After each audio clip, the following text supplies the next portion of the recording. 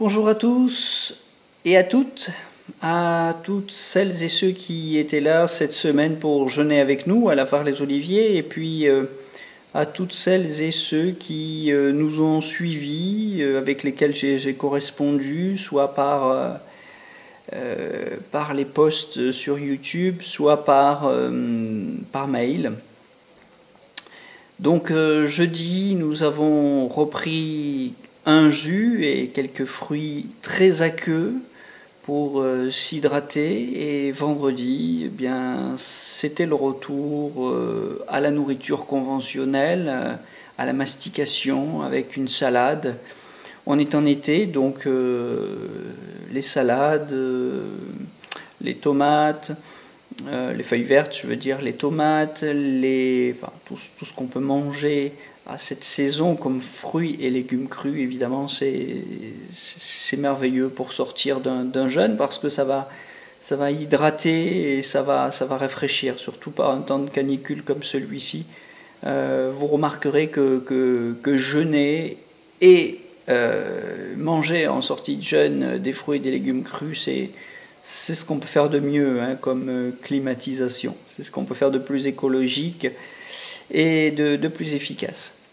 On sent la chaleur, mais on ne la craint pas. Ou on la craint sans doute beaucoup moins. Alors voilà, dans cette reprise alimentaire, le week-end est passé. On est maintenant mardi, 4 jours plus tard, 3-4 jours plus tard, et peut-être que cette reprise connaît quelques dérapages et qu'on se met à reprendre de la nourriture, ou un petit peu trop fréquemment, ou bien en quantité un petit peu exagérée, ou bien peut-être qu'on se met aussi à consommer des aliments qu'on ne devait pas consommer trop vite, qu'on ne devait pas se remettre à consommer trop vite, comme les céréales ou a fortiori tous les produits animaux. Et que tout à coup on sent qu'on est redevenu lourd, voire pas bien. On peut se mettre minable dans une reprise alimentaire. Je le dis, et nous sommes nombreux parmi les accompagnateurs de jeûne à dire que, si vous voulez, la sagesse, c'est pas au cours du jeûne lui-même qu'elle se voit, parce qu'on est finalement très bien quand on est en jeûne, surtout quand on est en groupe, dans cette dynamique.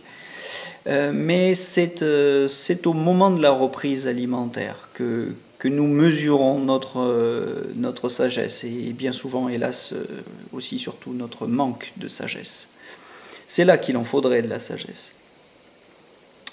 Bon, l'erreur est humaine. La question est de savoir comment y remédier quand on y a cédé. Voilà. Quand on a mangé ce qu'il ne fallait pas, ou qu'on a trop mangé, bon, comment faire ? Bon, la solution, c'est pas forcément d'aller voir le médecin ou de se gaver de médicaments allopathiques pour favoriser la digestion. C'est tout simplement de se remettre à jeûner pour une durée en général de 24 heures, si la sortie n'est pas catastrophique, mais on peut avoir de graves accidents en sortie de jeûne. Donc il ne faudrait pas remanger. Si vous avez raté votre sortie de jeûne et que vous vous remettez à jeûner, ne remangez pas avant que la faim ne soit un petit peu revenue, avant que l'appétit ne soit revenu. Mais en général, les désordres, alors vous pouvez toujours aller consulter un médecin, si vraiment ça se passe pas bien, ou me téléphoner, mais pour la plupart des difficultés, je dirais des erreurs classiques de sortie de jeûne, elles se règlent en 24 ou 48 heures de jeûne supplémentaire. Voilà. Si au bout de 3-4 jours vous commettez une erreur et que vous ne vous sentez pas bien, rejeûnez pour 24 ou 48 heures et essayez de retenter votre sortie de jeûne en maîtrise. Restez toujours en maîtrise, non pas comme une espèce de ballon de baudruche qui se dégonfle et qui se laisse aller à tous ses penchants, mais en maîtrise, donc en réintroduisant les aliments dans l'ordre inverse de la descente alimentaire. Donc pour, spécialement quand on est en été, là vraiment c'est un bonheur, revenir d'abord à des fruits et des légumes, ou des légumes et des fruits. Et puis si même ça, vous trouvez que ça freine, faites-les sous forme de jus. C'est vraiment très, très confortable, très hydratant, très rafraîchissant. C'est la meilleure climatisation en termes écologiques, économiques. Donc les jus de fruits et de légumes pour contrôler sa sortie de jeûne. Voilà, et puis pour le reste, au fil des jours, reméditons cette formule de Socrate à laquelle j'ai déjà consacré une vidéo que je vous invite peut-être à revoir, que l'appétit soit ton meilleur assaisonnement. Vous connaissiez la formule d'Hippocrate, que l'aliment soit ton premier médicament. Eh bien, vous avez dans les mémorables de Xénophon, qui sont consacrés à Socrate, vous avez cette formule de diététique qui nous renseigne sur le régime alimentaire de Socrate. Voilà, Socrate n'avait pas de régime alimentaire particulier, il n'était ni macrobiote, ni crudivore, ni frugivore, ni végétarien, ni vegan. Aucune étiquette.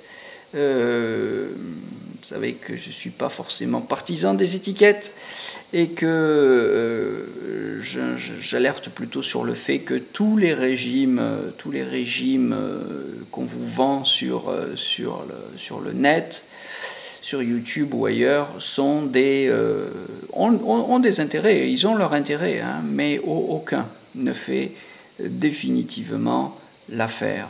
Sinon celui de n'en avoir aucun. Je crois que le meilleur régime, c'est de n'en avoir aucun sans toutefois faire n'importe quoi.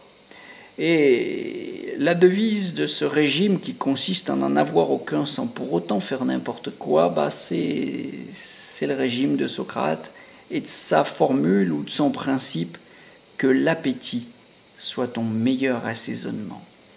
Finalement, tout est mauvais en excès. Et tout peut faire l'affaire, à condition qu'on n'en abuse pas. Comment sait-on ce qui est bon pour nous? En restant à l'écoute de ses besoins profonds. Donc il faut beaucoup de silence, il faut beaucoup de calme, il faut beaucoup de sérénité. Vous avez vu qu'ici on fait beaucoup d'étirements, on fait beaucoup d'exercices de respiration, on essaie aussi beaucoup d'écouter le silence. C'est jamais facile, même en jeûne, surtout parce qu'on est en groupe tout au long de ces retraites de jeûne, c'est pas facile d'écouter le silence, mais y revenir, respirer et ne rien manger qu'on en ressente le désir impérieux, ne rien manger qu'on ne voit briller devant ses yeux. Voilà.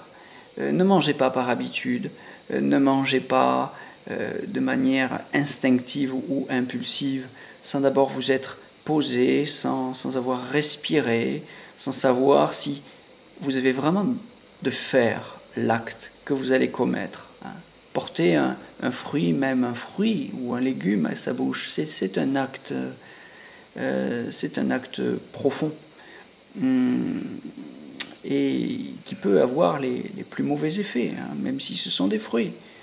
Donc, ne pas manger de manière instinctive, compulsionnelle, automatique, inconsciente. On l'a dit, mais il faut le répéter encore une fois, quand on est joyeux, on mange, quand on est triste, on mange. Au moindre débordement d'énergie, au moindre surgissement d'une émotion incontrôlée, on a tendance à manger. C'est une manière de nous densifier et d'amortir ces vibrations subtiles que sont les émotions. Bon, c'est dommage. Une émotion, on peut en prendre conscience, on peut l'accueillir. Je ne dis pas qu'il faut la refouler s'il y a un besoin de manger. Je ne dis pas qu'il faut le refouler.